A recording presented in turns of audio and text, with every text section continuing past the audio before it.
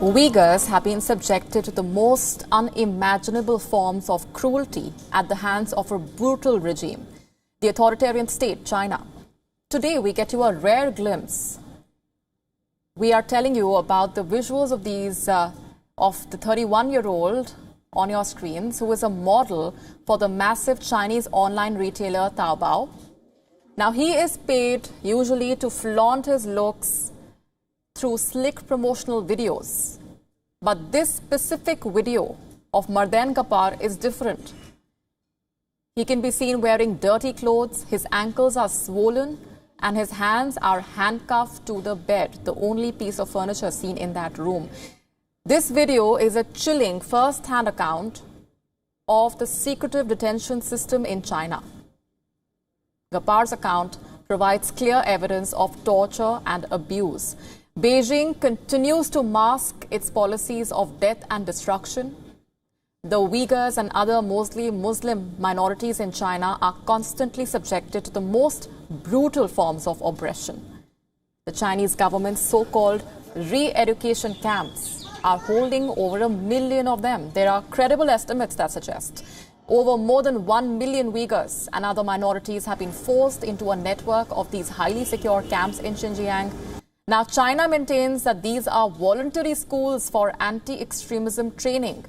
But the truth is, thousands of children have been separated from their parents. Women have been forcibly subjected to methods of birth control.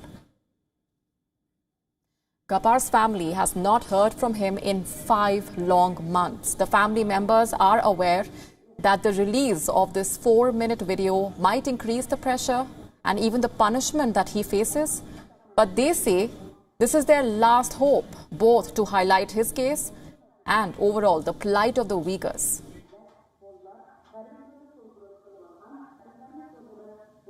The General Secretary of the Uyghur Revival Association, Arsalan Hidayat, is now live with us from Istanbul. Arsalan, thanks very much for making time.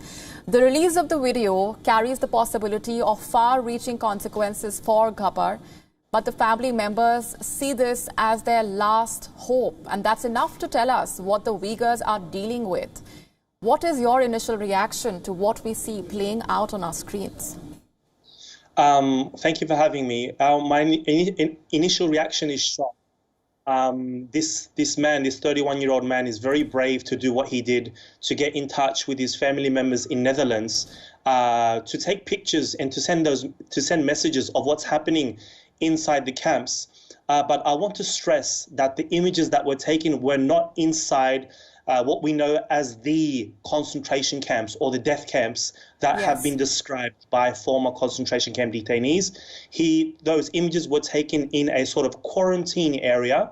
So according to him, where he was staying when he was taking those images is slightly better than the actual camps, because he describes people in a 50 square meter area with 50 or 60 people in one room, mixed sex, men and women in one place, all caged, wearing 4-piece suits, black hood, iron chains, handcuffed with their wrists and ankles. So yes, I needed to highlight that. I don't want people to think that that was the concentration camps, but what he did was really brave, and we're really worried for his safety and others. Absolutely, Arsalan. The treatment meted out to the Uyghurs has attracted global condemnation, series of statements that have been made over the last few months and even years, but no concrete intervention. What are your expectations at this point from the international community? What would your message be to world leaders? Well, the international community has constantly asked the Chinese regime to let the UN and other parties in, but they've obviously refused. When they do let people in, they are put on stage tours. We have seen a lot of places, people around the world go into these areas, go into East Turkestan, but on stage tours, and they are shown to be people happy. And even these camps that we describe, they are not really camps. They show them these people learning and having fun, getting vocational training. But as we can see with Mardan, he was an educated man, fluent in Chinese.